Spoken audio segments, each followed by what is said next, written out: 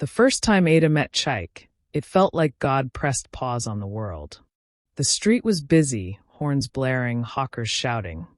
Yet when she looked up and their eyes met, everything else faded into a soft blur.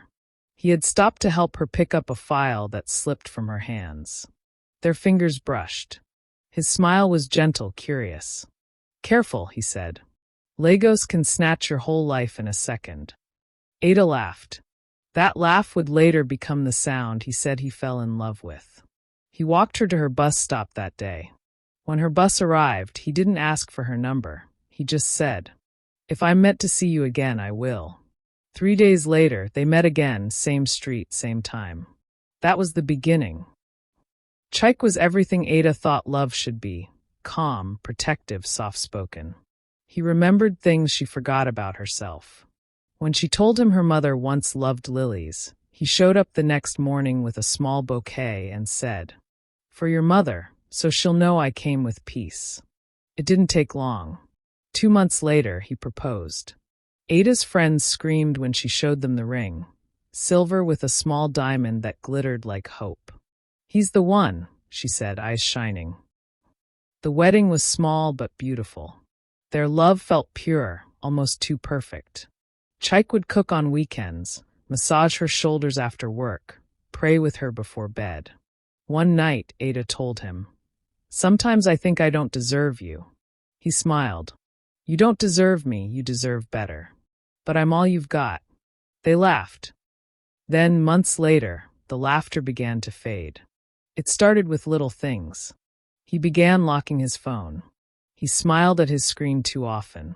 He called her baby less and Ada more. She brushed it off at first.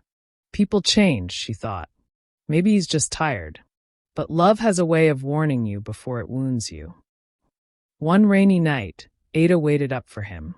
He said he was working late. It was past midnight when she heard the gate open. He came in smelling like perfume. Not his cologne, but something feminine and unfamiliar. She looked at him quietly. "You're late," she said. He smiled, tired. "Traffic. You know Lagos." She wanted to believe him, but something inside her whispered, "That's not traffic you're smelling." Days passed. Chaik grew distant, distracted when she spoke, quick to anger, slower to touch. Ada's friend, Ifioma, visited one weekend and said softly, "My dear, are you sure this your husband is okay? His eyes no day stay in one place." Ada laughed it off, but her heart didn't. Then one evening, she went to pick up his shirt from the laundry basket, and something fell out of the pocket. A hotel key card. Room 209. Her hand trembled. The name of the hotel was familiar. It was the same one she'd seen on a billboard near his office. She stood there for minutes, staring at the key card, her mind spinning. Was it an old one? Was it innocent? Or? Ada placed it back exactly where she found it. She didn't want him to know. Not yet. That night, as Chaik lay sleeping beside her, Ada turned on her side, staring at him. He looked peaceful, like a man with nothing to hide. But inside her chest, something was whispering. He's not who you think he is. And for the first time since she married him, Ada couldn't say if the man lying beside her was her husband or her stranger. Ada couldn't sleep that night. Every time she closed her eyes, she saw the hotel key card glinting under the light. Room 209. By morning, she'd made up her mind. She told Chaik she was visiting her friend in Yaba for the weekend. He smiled, kissed her forehead, and said, "Enjoy yourself, my love." But instead of Yaba, Ada drove straight to the hotel. Her hands shook as she walked into the reception. "Good afternoon, please," she said, forcing a smile. "Can I know if room 209 is available? I want to book it for my husband's birthday next week." The receptionist checked. "Ah, madam, room 209 is usually reserved for one of our regular guests, Mr. Chaik. But he hasn't arrived yet today." Ada's heart dropped. Her husband. She thanked him politely, booked the room opposite, room 211, and waited. Hours crawled by. Around 8:40 p.m., she heard footsteps and laughter. She peeped through the peephole. Chaik, with a woman. The woman was tall, confident, wearing a red dress. They entered room 209 together. Ada's hands shook so badly she almost dropped her phone.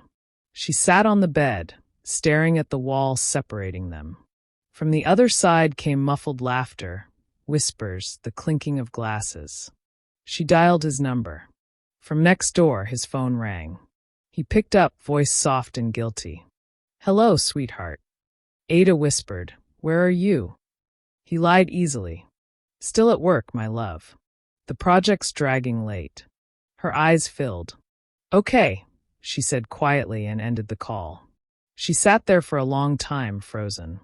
Then something changed in her face, calm, cold clarity. The next morning, before leaving the hotel, Ada slipped a small envelope under the door of room 209. No name, no message, just her wedding ring. When Chaik returned home that night, she was gone.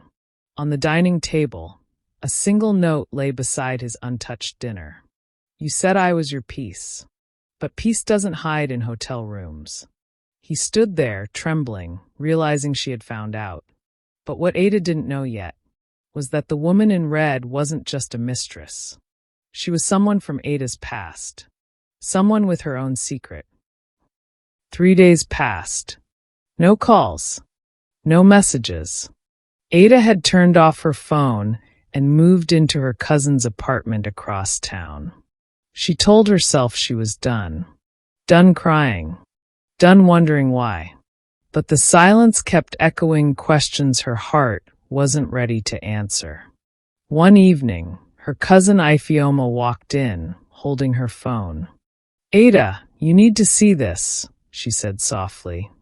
It was a Facebook post.